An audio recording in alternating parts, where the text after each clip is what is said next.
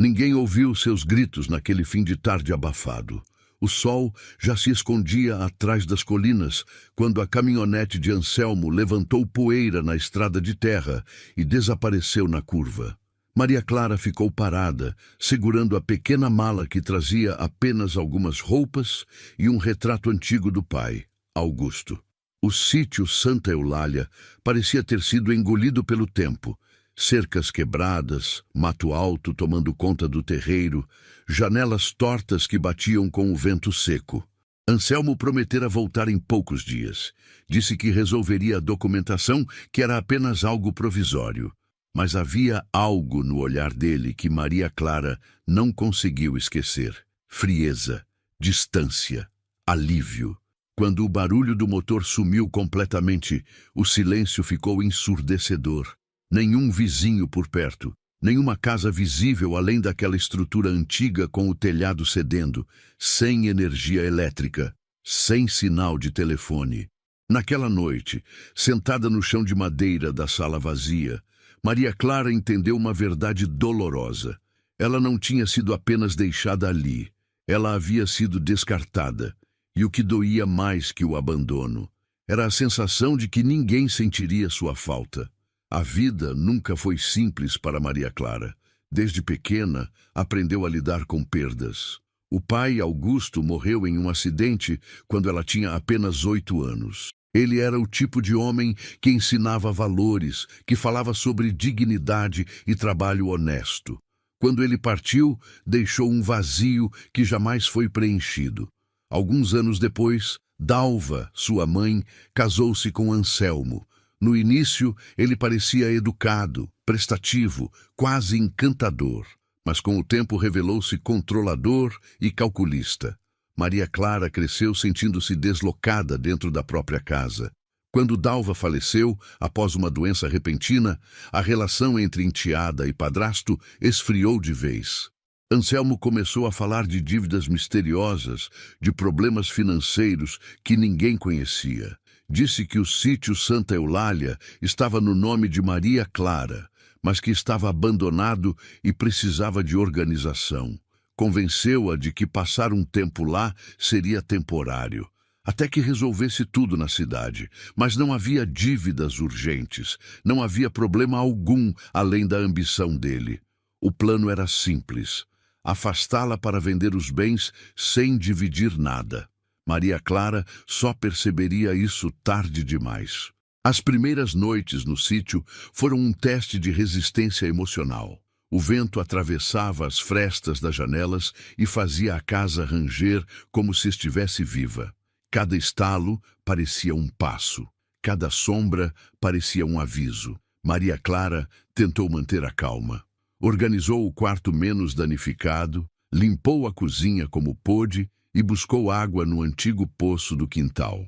Encontrou algumas latas esquecidas na despensa e racionou cada porção como se estivesse contando dias de sobrevivência. Mas o que mais pesava não era o estômago vazio, era o silêncio, sem conversas, sem risadas, sem alguém chamando seu nome. Era como se o mundo tivesse esquecido que ela existia.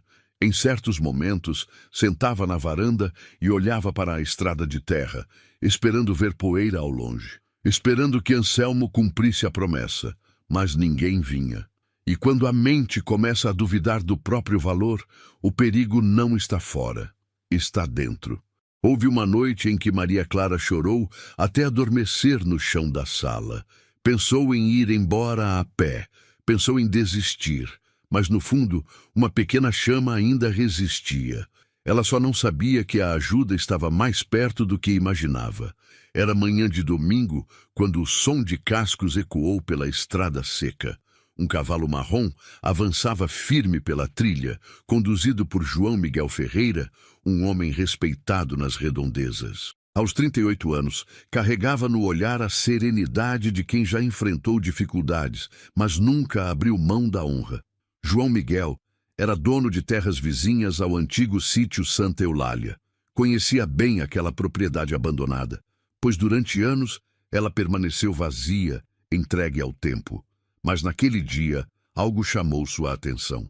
Uma fina coluna de fumaça subia pela chaminé da casa. Ele franziu a testa. Aquilo não fazia sentido. Reduziu o passo do cavalo e observou melhor. Havia marcas recentes no chão, pegadas. A porta principal parecia entreaberta. Com cuidado, desmontou e amarrou o cavalo na cerca quebrada. O silêncio era diferente naquele dia. Não era o silêncio do abandono, mas o silêncio da presença. João Miguel caminhou até a varanda de madeira, sentindo que algo inesperado o aguardava. Ele não sabia, mas aquele simples gesto de curiosidade mudaria não apenas a vida de Maria Clara, mudaria a dele também. João Miguel bateu a porta com firmeza, mas sem agressividade. O som ecoou pela casa simples. Lá dentro, Maria Clara congelou. Seu coração disparou. Ninguém aparecia ali há semanas. Ela pegou um pedaço de madeira como defesa e caminhou até a entrada com passos cautelosos. Ao abrir a porta, encontrou um homem de chapéu de palha, postura segura, olhar atento, mas gentil. Os dois ficaram em silêncio por alguns segundos.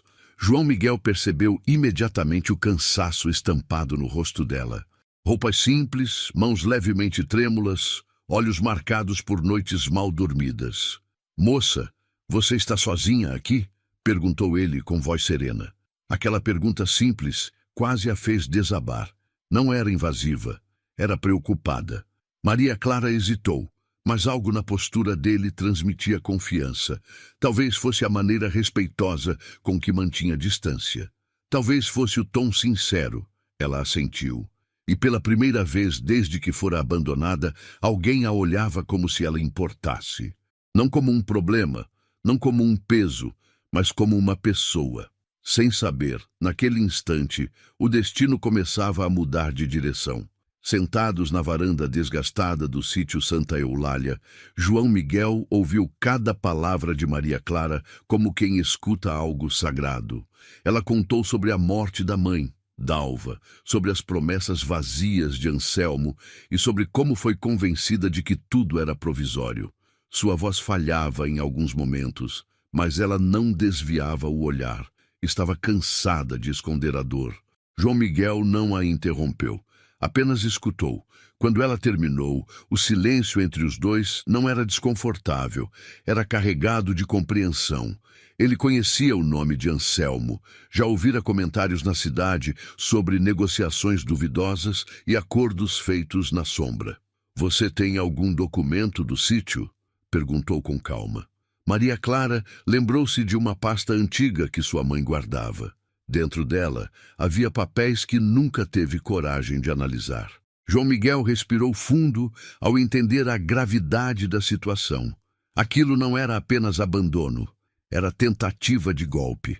Ele então disse com firmeza e sinceridade: "Enquanto eu estiver por perto, ninguém vai tirar o que é seu." Pela primeira vez desde que fora deixada ali, Maria Clara sentiu algo diferente do medo. Sentiu esperança. No dia seguinte, antes mesmo do sol nascer por completo, João Miguel voltou ao sítio. Trouxe mantimentos, ferramentas e, acima de tudo, determinação.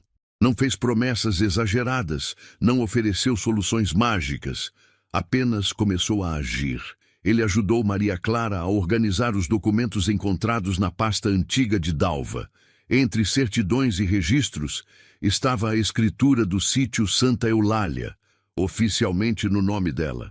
Indignado, João Miguel foi até a cidade. Conversou com o tabelião, verificou registros no cartório e confirmou suas suspeitas. Não havia dívidas que justificassem aquele afastamento. Anselmo estava tentando manipular a situação para vender os bens da família. Sem hesitar, João Miguel denunciou a tentativa de fraude. Alertou autoridades locais e impediu que qualquer negociação fosse concluída sem a assinatura legítima de Maria Clara. Ele não tinha obrigação de se envolver. Não tinha interesse financeiro, mas tinha algo mais raro que dinheiro: caráter. Quando voltou ao sítio e contou o que havia feito, Maria Clara ficou em silêncio. Não por desconfiança, mas porque alguém finalmente lutava por ela. E isso mudava tudo. Com a situação legal estabilizada, João Miguel passou a ajudar Maria Clara na recuperação do sítio, não como dono, não como salvador, mas como parceiro de esforço. Aos poucos, o lugar começou a se transformar. Consertaram a cerca caída, limparam o mato que tomava conta do terreiro, reformaram o telhado com madeira reaproveitada. Cada martelada parecia apagar um pouco da dor que havia ficado ali. Dona Teresa, vizinha da propriedade vizinha, apareceu oferecendo mudas e sementes. Trouxe também palavras de encorajamento. Logo, pequenas plantações começaram a surgir no solo antes esquecido, mas a maior mudança não estava nas paredes nem na terra. Estava em Maria Clara. Ela começou a acordar com propósito. Passou a planejar colheitas, estudar técnicas simples de cultivo e vender pequenas produções na cidade. Descobriu que era capaz de administrar, decidir e liderar. A menina abandonada dava lugar a uma mulher forte. E João Miguel observava com orgulho silencioso. Não era ele quem a reconstruía, era ela. Ele apenas lembrava que ela sempre teve força. Só precisava de alguém que acreditasse nisso. Meses depois, quando o sítio já exibia sinais claros de vida, uma caminhonete levantou poeira na estrada de terra. Maria Clara reconheceu o veículo antes mesmo de ver o motorista. Anselmo estava de volta. Desceu do carro com o mesmo olhar frio de antes, mas encontrou um cenário diferente. Cercas firmes, horta verde, galinhas ciscando pelo terreiro, e João Miguel parado ao lado da varanda, postura ereta. Anselmo tentou manter o controle da situação. Vim resolver o que ficou pendente. Mas Maria Clara já não era a mesma jovem assustada. Com documentos organizados em mãos, ela explicou que o sítio estava legalmente protegido. Informou que qualquer tentativa de venda ou apropriação indevida já havia sido registrada. Anselmo tentou intimidar, tentou desmerecer, mas sua autoridade não tinha mais poder ali. João Miguel não precisou dizer muito. Sua presença bastava. Diante da firmeza da enteada e da impossibilidade legal, Anselmo percebeu que havia perdido.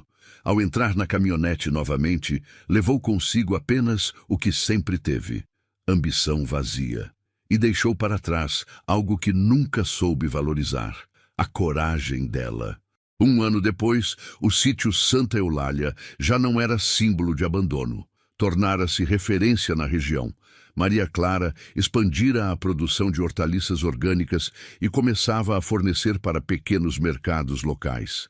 Seu nome passou a ser mencionado com respeito na cidade. Ela não era mais lembrada como a menina deixada para trás. Era reconhecida como a jovem empreendedora que transformou dificuldades em oportunidade. João Miguel continuava presente, não como herói da história, mas como companheiro de jornada. Entre conversas na varanda e planos para o futuro, nasceu um sentimento construído com base em respeito e admiração. Não houve pressa, não houve promessas apressadas, houve parceria. Maria Clara entendeu que o abandono não define destino, que caráter ainda existe, que pessoas podem escolher fazer o que é certo, mesmo quando não são obrigadas. O sítio floresceu, mas ela floresceu primeiro.